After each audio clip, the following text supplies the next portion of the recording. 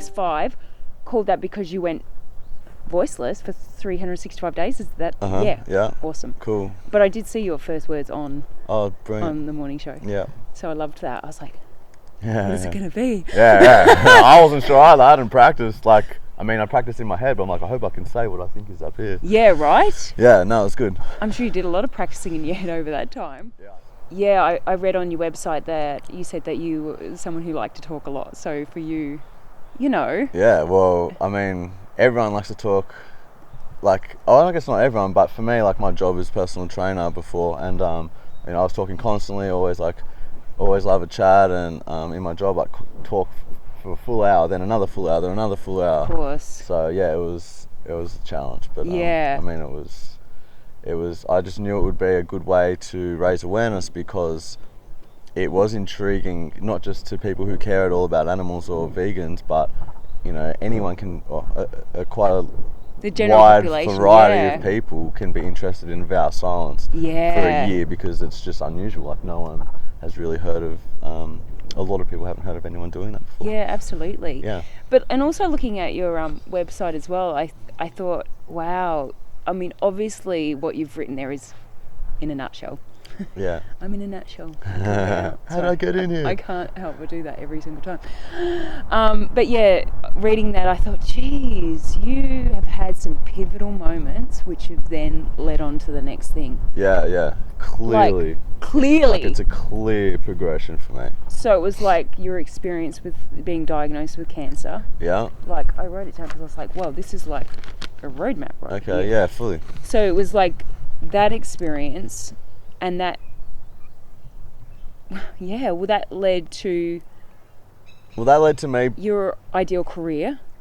Yeah, it led to me putting on like 25 kilos, which led to me meeting a personal trainer who helped me lose 25 kilos, which inspired me to become a personal trainer, which got me interested in nutrition and health. And that got me working on a cruise ship as the health director kind of on the ship. That's where I met someone very wise and intelligent who told me eating animals is bad karma. And so I thought there's probably something to that, even though I always believed you need to eat animals to survive. Of course. And then when I looked into it and I realized it's actually healthier, it reduces your chances of cancers and diabetes and heart disease and obesity and osteoporosis, and you can live longer and all this stuff, I was so surprised. And that led to me becoming vegetarian full term. Researching more about the health stuff led to me learning more about what happens to animals. And previously I'd never cared about animals before at all. Like, didn't care.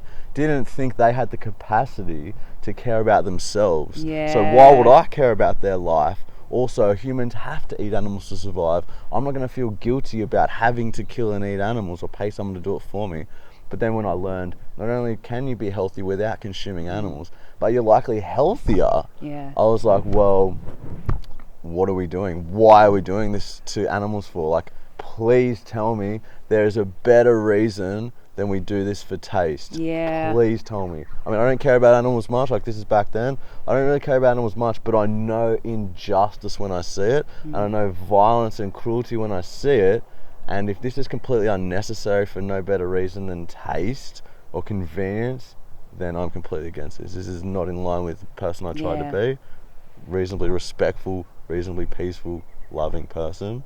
I mean, nothing special, but you don't have to be an overly loving person to not want to pay someone to kill somebody for you. Yeah, like sometimes it just doesn't make sense, right? There's logically, that does not really have to equate to that. Like 100%. You said, if I don't need animals to survive, and actually I can thrive without them, and maybe even thrive more than I did before, then why? Exactly right. Yeah. I mean, you could eat meat, cheese, milk and eggs. You could eat that, or you could eat one of the 1,000 other foods, and you can still have curries, you can still have ice cream, just dairy free, and you can still have, even if you want, you could have sausages that are vegan, and you can have, oat milk or coconut milk or rice milk or soy milk or almond milk. Like, you can still have everything. I feel like, actually, for me, when people say, oh, you eat a vegan diet, what do you eat? Like, they're like baffled. Yeah. But I actually have it opened up a new world. It's liberating 100%. for me. you know? Yeah. Because it's a whole new world of food that you don't even think about, and ways to cook that you never would have ever thought of had you just stuck to the traditional path that you were on previously. 100%. Absolutely. I definitely enjoy food more now than I ever did before. Me too. I really do. Nourished. I mean, you feel like you're going to be... I personally first thought it was going to be a sacrifice. I'm like, Yeah. okay, look, I've seen what happens to animals. I'm completely against this.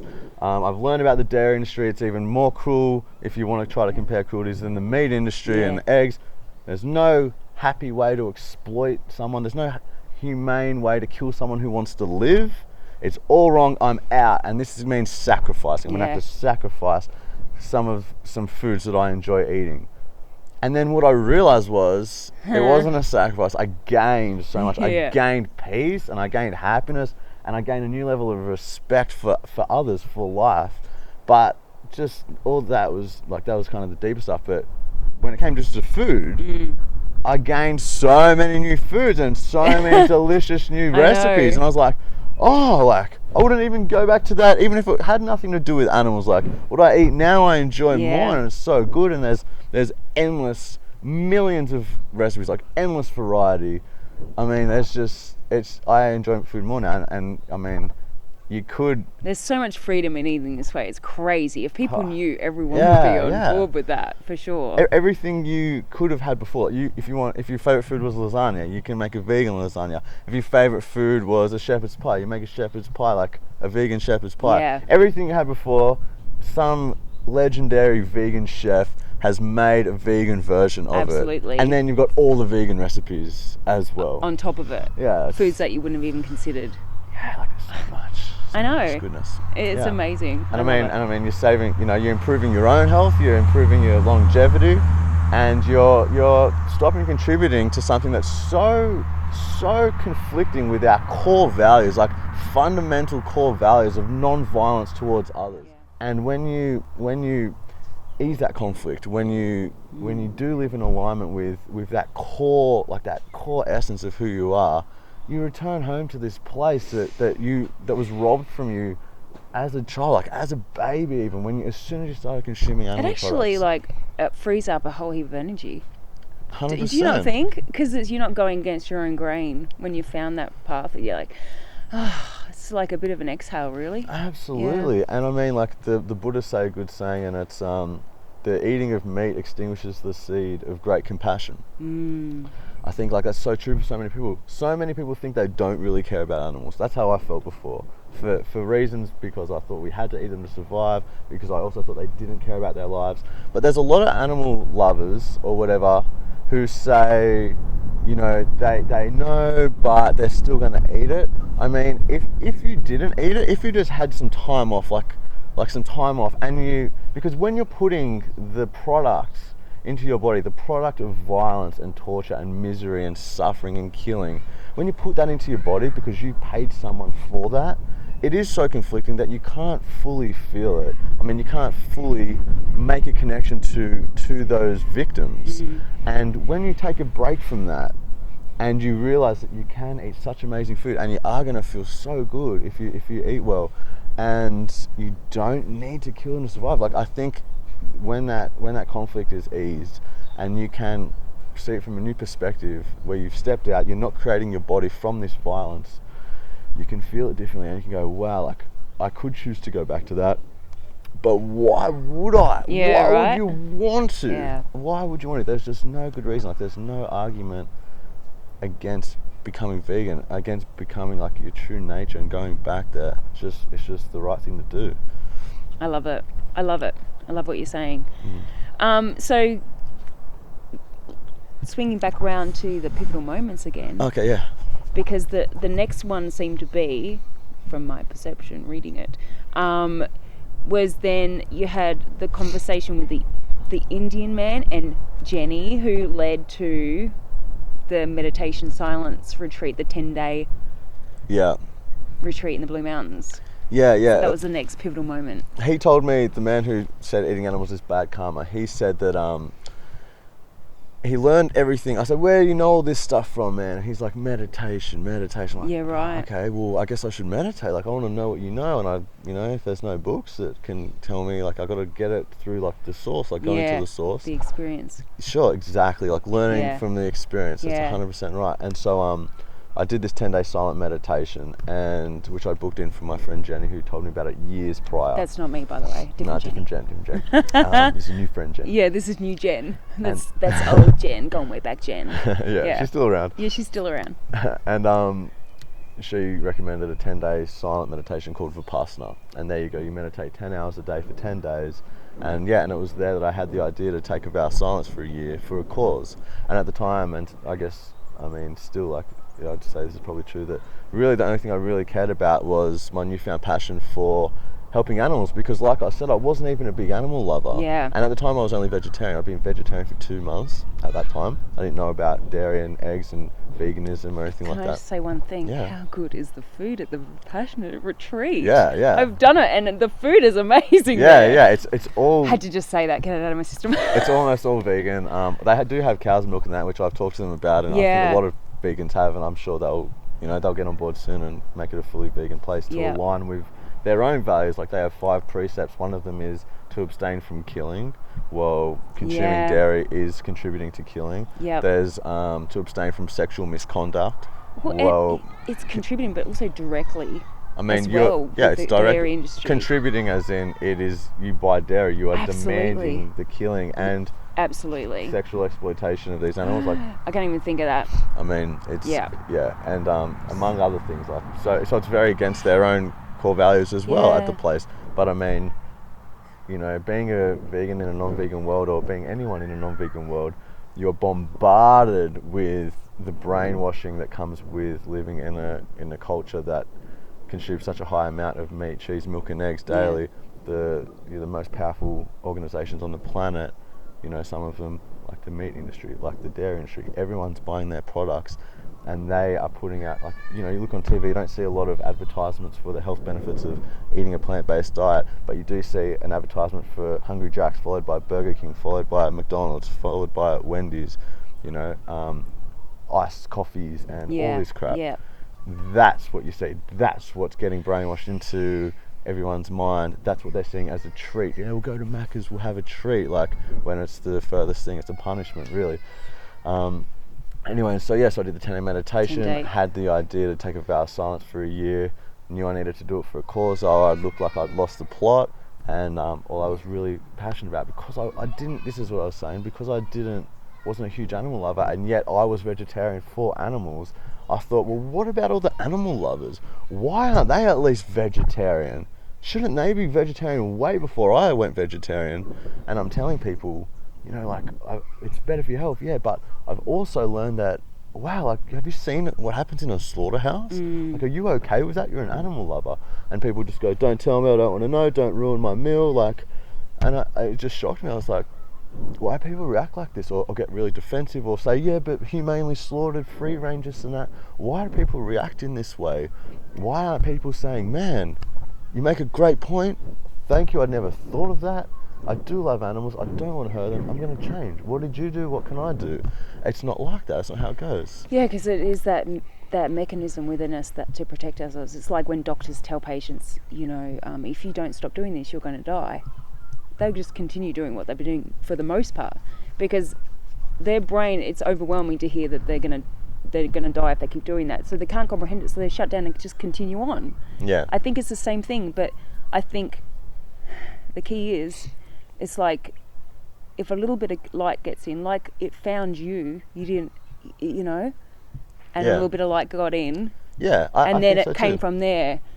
So it's like, you can say it like, but it gets in somewhere. Yeah, doesn't it? It always gets in. It plants a seed at the very least. I mean, I initially expected everyone to go vegan after one conversation with me, because I'm like, but these are all the facts. I love that. I did. I thought, well, these are all the facts. It's healthier. It's better for the environment.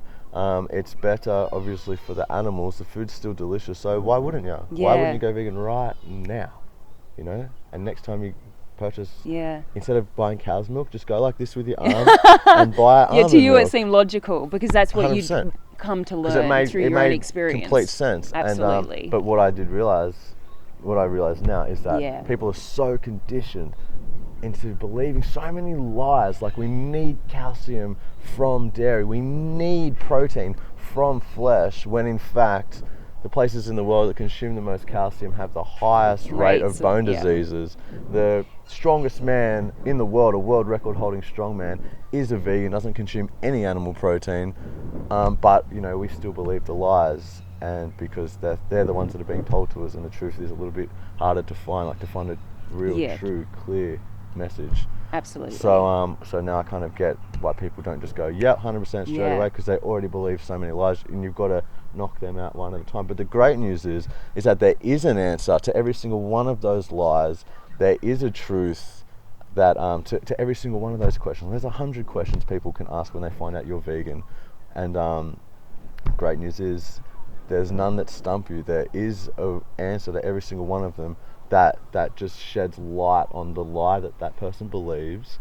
And I think the best way is just to teach them, because people are good people.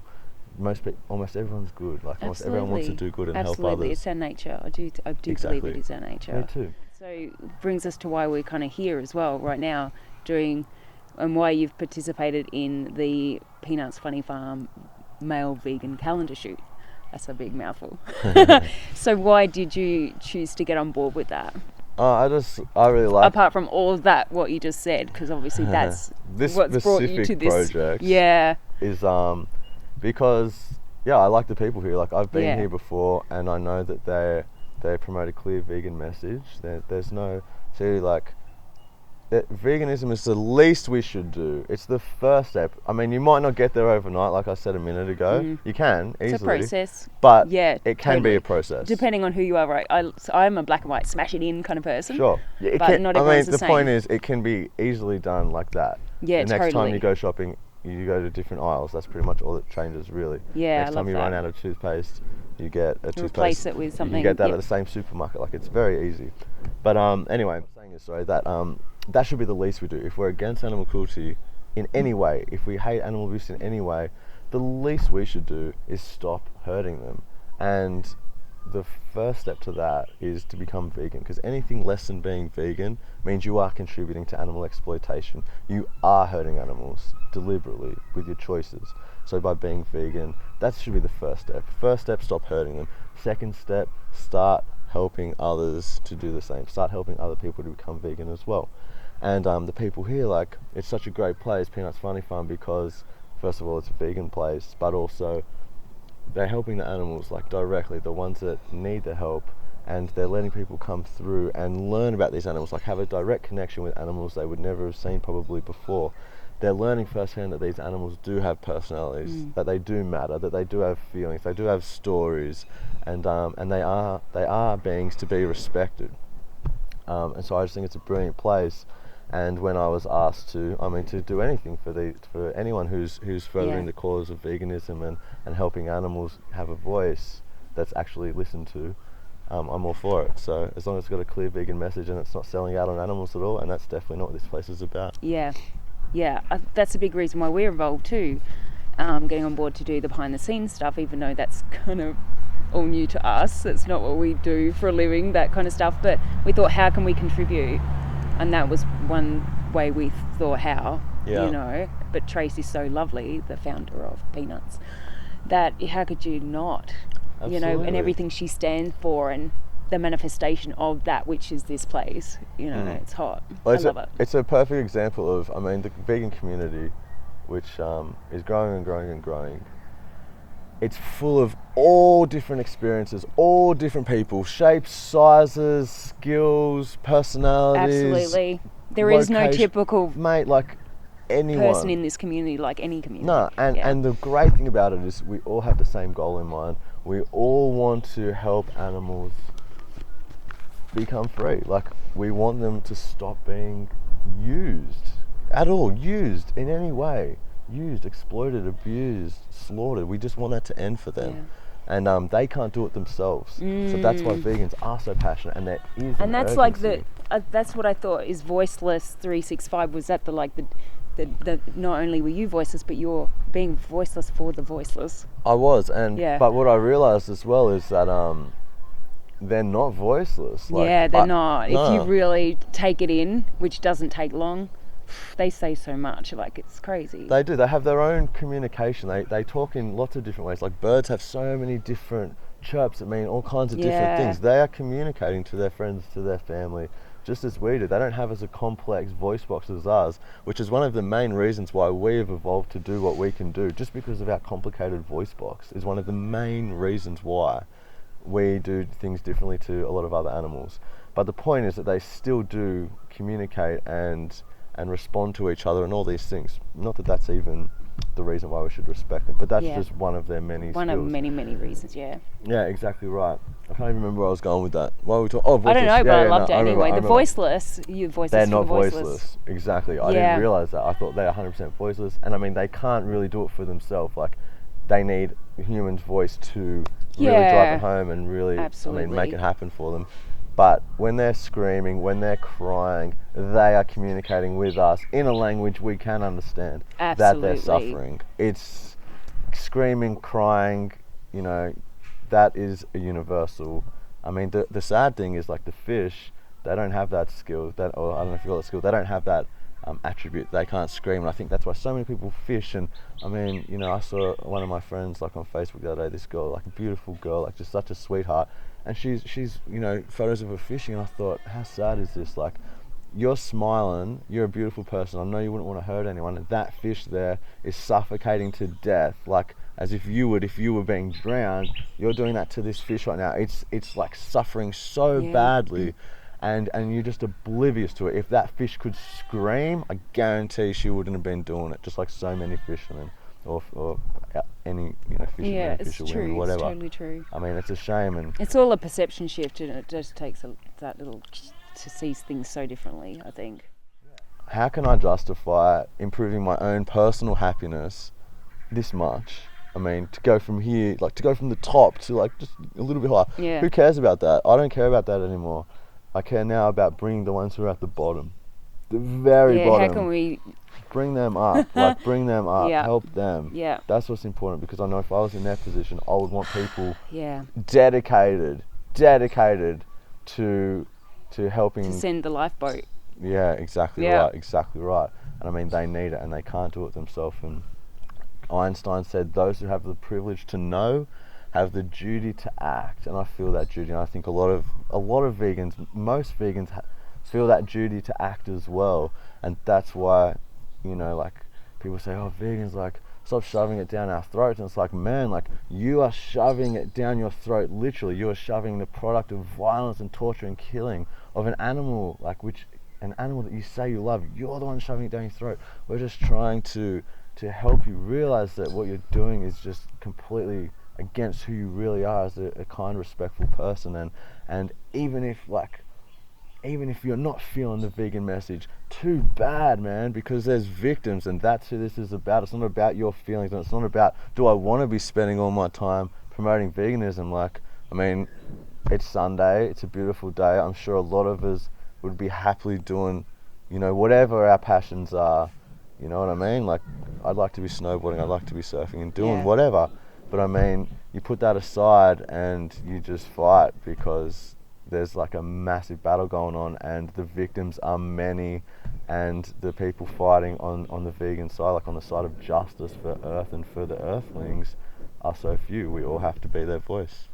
So you were saying before that you're going to change the name of your website, so that's about to evolve. So what does life moving forward look like for you after, I know it's some time's passed since you're a Voiceless 365, voyage, whatever you want to call it, experience, mission. Yeah, all of that. Pilgrimage. So what does it look like going forward for you? My website was voiceless365.com. That was the campaign I did last year, and now I'm making it jamesaspey.com.au. Cool. Because I'm not done. Like, I'm just getting started. That was just one campaign. That was your platform. That was just the beginning. I don't know. I feel like I'll be doing this a long time. Like, I hope I'll do it. I hope I'll do it until the day I die or until this ends, which I hopefully is way before that. But who knows? But it doesn't really matter. And so it's jamesaspey.com.au now. The next campaign I'm doing is called Today I Am Voiceless. Okay. And that'll be on November 10th, and that is a day of silence, like a one-day vow of silence, because everyone that came into contact with me last year, you know, I worried if I'd be able to communicate, if I'd be able to tell people about veganism and spread the message. I knew I'd be able to do it on social media, but one-on-one.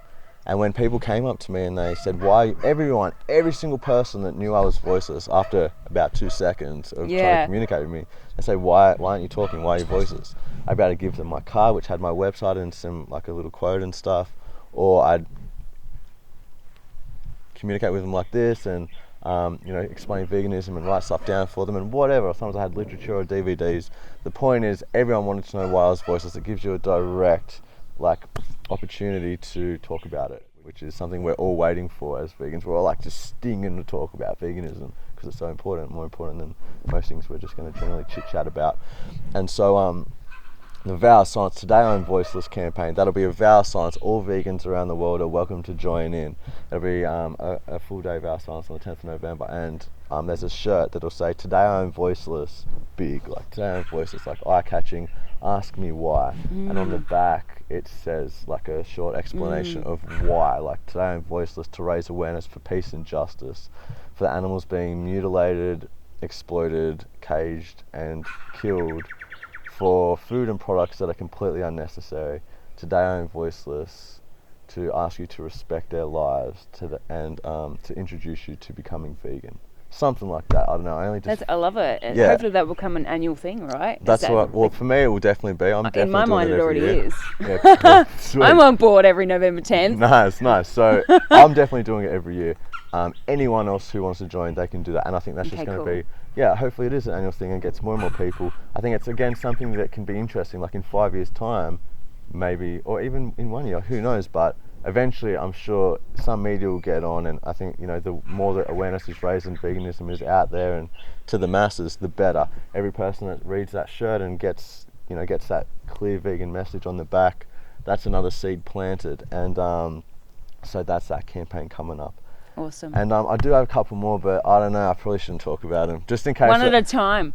Yeah, one at a time. Not for you, like you got them backed up here, but I do. Can they find out more on your website though about the other projects that are coming up, or follow you on social media? I'm sure that's more of a moving train, because I'm sure it's hard keeping up with you. The other things, so energetic, enthusiastic. The other things are in my head. They're 100%.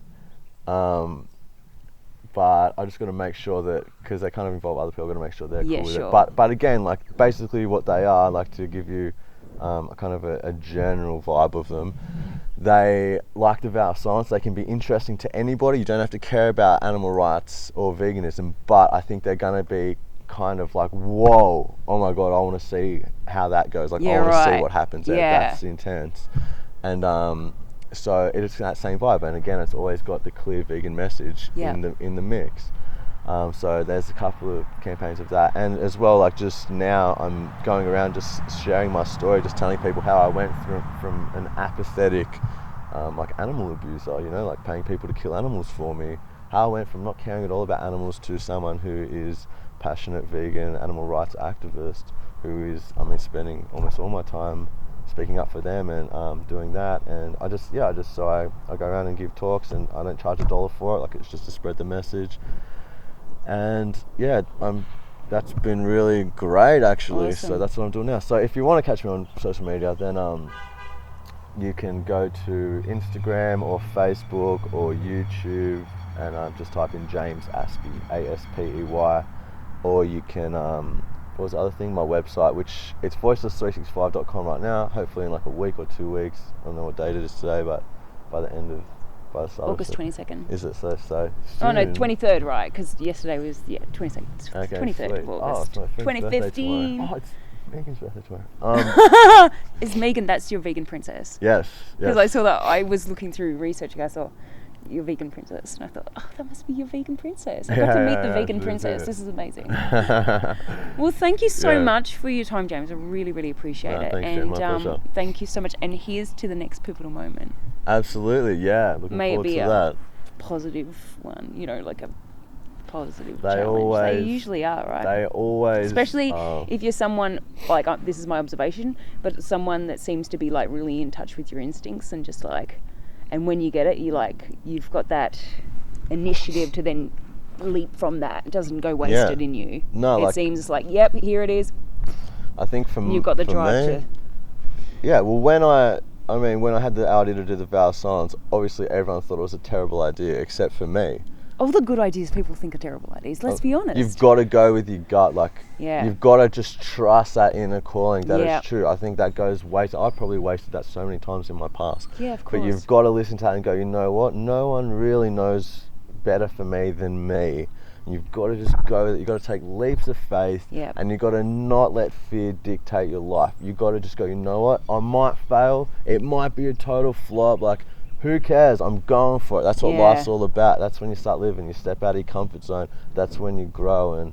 And if you're really living, you're living how, you're really listening to your calling and you're really living in alignment with that, then all good stuff happens.